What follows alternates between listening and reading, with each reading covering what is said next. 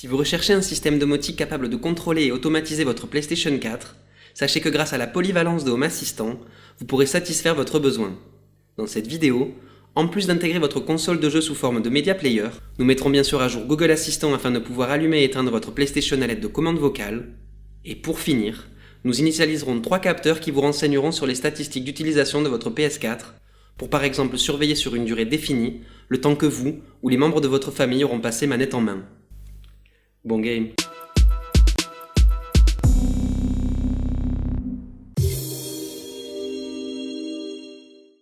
Le composant PS4, introduit dans la version 0.89, vous permettra de contrôler votre console Sony PlayStation 4. Tous les différents modèles de PS4 disponibles sur le marché seront compatibles avec cette intégration. Ce composant ne prend pour le moment en charge que le contrôle d'une seule console à la fois, néanmoins, des consoles supplémentaires pourront être prises en charge dans une version ultérieure.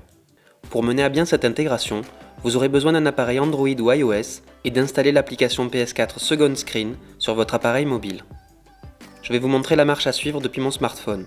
Depuis votre application, cliquez sur le bouton suivant et acceptez le recueil de données de l'application en cliquant sur Confirmer et Continuer. Vous pourrez, si vous le souhaitez, limiter l'envoi des données et les restreindre en cliquant sur cette option. Connectez-vous au PlayStation Network sur votre application avec vos identifiants. Assurez-vous que votre appareil mobile et votre console sont bien connectés sur le même réseau. Allumez votre PS4.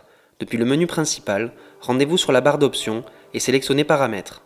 Vous devrez d'abord modifier les paramètres de gestion de l'alimentation.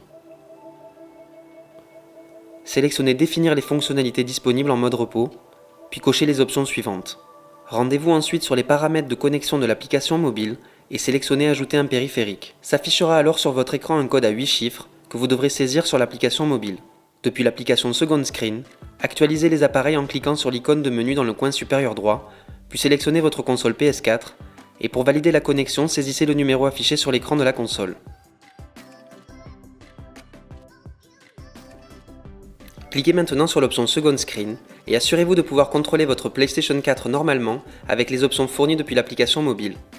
Pour fonctionner correctement, le composant PlayStation 4 utilisera les ports UDP 987 et TCP 997, et selon le système d'exploitation de votre Home Assistant, vous devrez peut-être ouvrir ces ports manuellement.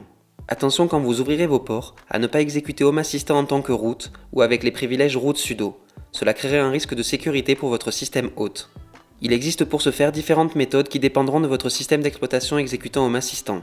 En particulier, votre interpréteur Python qui exécute Home Assistant devra obligatoirement avoir accès aux ports mentionnés. Si, comme dans cet exemple, Home Assistant s'exécute sur Asayo, il ne nécessitera aucune configuration supplémentaire. Le composant PlayStation 4, n'utilisant pas les entrées du fichier configuration.yaml, vous devrez donc configurer ce composant à l'aide des intégrations. Depuis l'interface de Home Assistant, rendez-vous sur la page Configuration, puis sélectionnez l'option Intégration.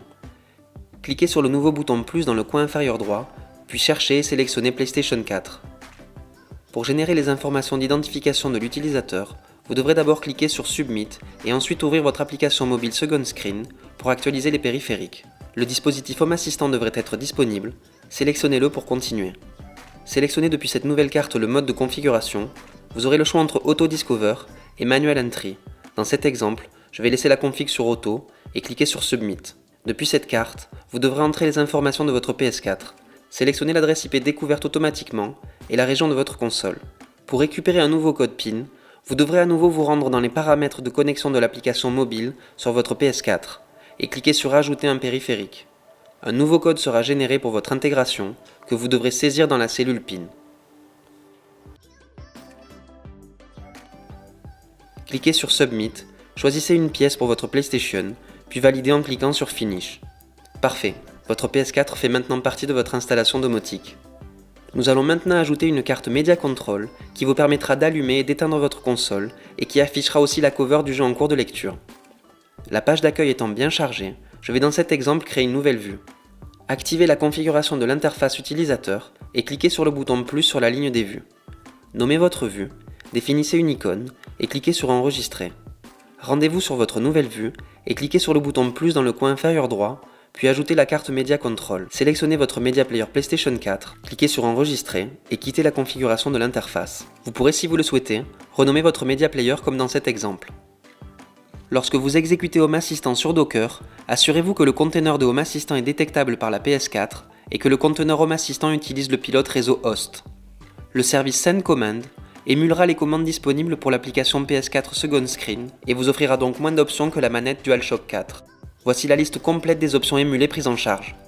Bouton PlayStation, Options, Entrée, Retour, flèche du haut, flèche du bas, flèche de gauche, flèche de droite.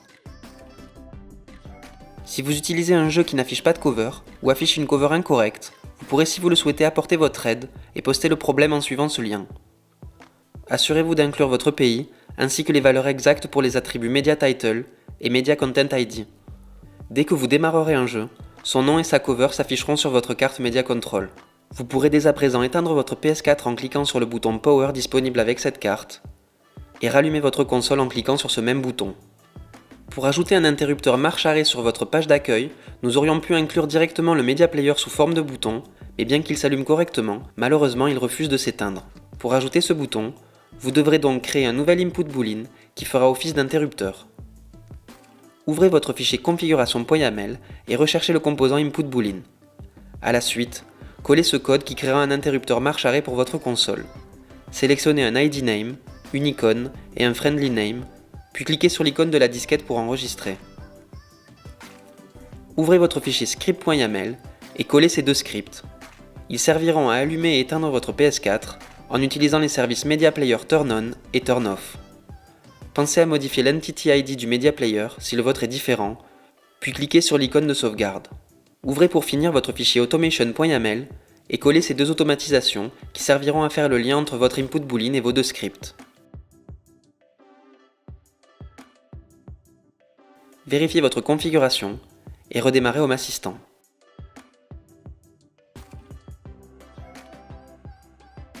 Quand votre serveur sera de nouveau en ligne, retournez sur la page de configuration de l'interface et sélectionnez la carte contenant vos boutons déjà configurés. Cliquez sur Modifier et copiez puis coller le code d'un des boutons. Remplacez l'ID de l'input boolean pour qu'il corresponde au vôtre, modifiez aussi l'icône et le nom de votre bouton.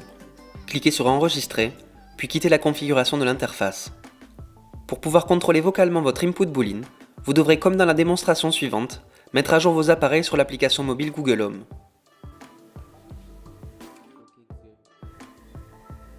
Synchronise mes appareils.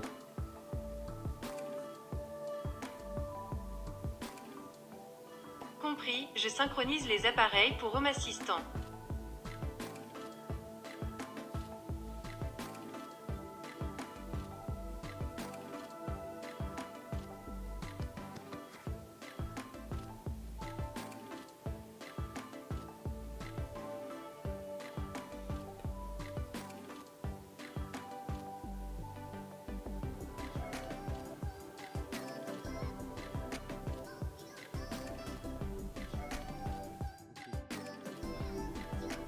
Éteindre PS4. Ok, j'arrête PS4.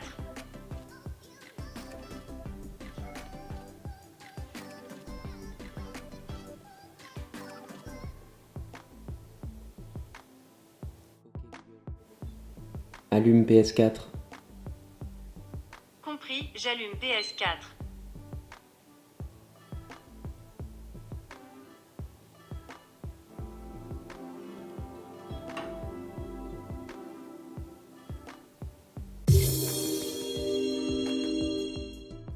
Si vous souhaitez connaître et contrôler votre temps de jeu simplement depuis l'interface, vous devrez pour ce faire créer des capteurs statistiques de l'historique du composant Media Player PS4.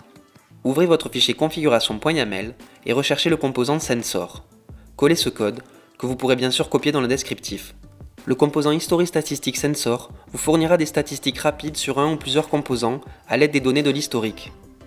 Il peut suivre la durée pendant laquelle le composant a été dans un état spécifique, dans une période de temps personnalisée. Vous pourrez suivre par exemple combien de temps vous aurez passé à la maison cette semaine, combien de temps les lumières étaient allumées hier, combien de temps vous aurez regardé la télévision aujourd'hui.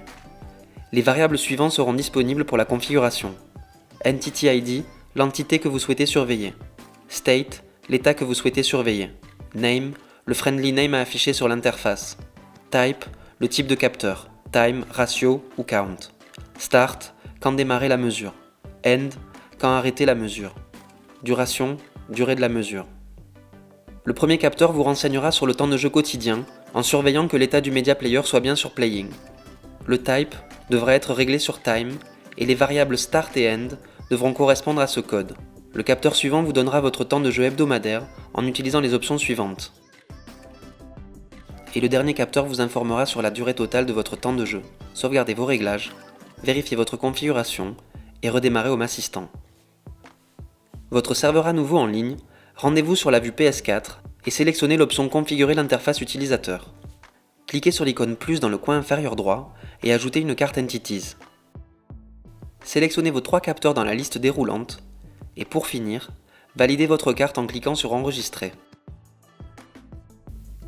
Grâce à l'intégration de votre console favorite dans votre serveur domotique, vous pourrez interagir avec cette dernière en toute simplicité et laisser libre cours à votre imagination pour créer toutes sortes d'automatisations. Ne prenant en compte que le temps de jeu effectif, les statistiques vous fourniront des données pertinentes pour garder un œil sur l'utilisation de votre PlayStation. Je trouve particulièrement utile de pouvoir allumer et éteindre la PS4 avec des commandes vocales, et corrigez-moi si je me trompe dans le descriptif, mais je crois que Home Assistant est le seul service nous permettant de réaliser cette intégration complète en toute simplicité. Comme d'habitude, si vous avez trouvé son contenu utile, merci de liker cette vidéo. Et si vous souhaitez soutenir la chaîne et me donner un petit coup de pouce, abonnez-vous et cliquez sur la cloche. Si vous avez des remarques, des critiques, ou simplement besoin de mon aide, faites-le moi savoir dans les commentaires. À bientôt.